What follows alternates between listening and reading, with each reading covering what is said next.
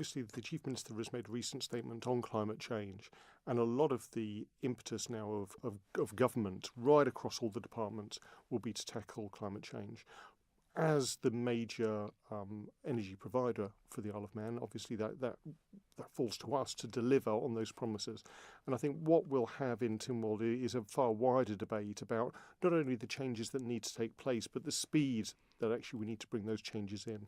And Manx Utilities are gearing up to provide that, but to follow very much the strategy that government and the vote, representatives of the people decide on.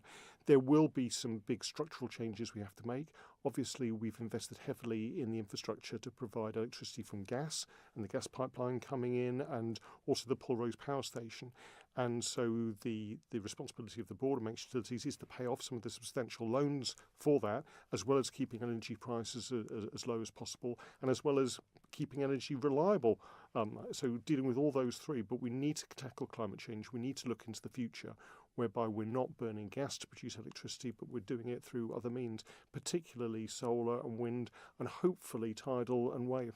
I was thinking exactly that. You're reading my mind there, because clearly wind perhaps is the one we see most. We actually do. People see the windmills around the UK. There is power generated. Some people have individual windmills on their homes as well. Solar power technology has improved vastly over the years, and there's more of that now.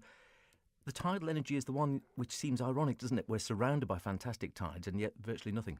Yeah, I mean, tidal energy is one of the holy grails, because it's so predictable. We know exactly when the tide's going to come in and go out. We know when we're going to get the power, in the way that we don't know when it's going to be windy and we don't know when it's going to be sunny. There have been and there are ongoing work in terms of tidal power, but the technology still isn't quite there yet. A couple of years ago, the Isle of Man government gave permits for people to try out tidal energy projects in the south of the island.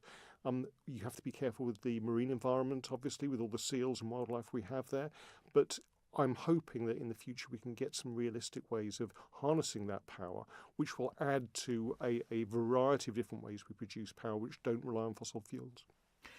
It's obviously a long game, this, whichever way we look at it, in that even if we make decisions, bringing in more wind power, bringing in the infrastructure for solar energy, whatever, making changes to primary legislation to allow any of this takes years rather than weeks and months. This flies in the face somewhat of what the climate change people want, who want much more immediate action. Also a problem, I suppose, from a politician's point of view, you're looking at maybe 5-year cycles. Some of these plans are going forward 20, 30, 40, 50 years or more. Well, that's quite right. We had a big discussion and debate on climate change back in March, Tynwald, and one of the comments made then was that this administration can make all sorts of promises, but how do we ensure that that's carried on by further administrations? I think that's why the Chief Minister's statement was so important, because we will have a climate change bill which fixes some of these targets in legislation, so that further down the line, politicians can't deviate from the right course, which is to drastically cut our carbon emissions to near zero by 2050, to actually address these problems.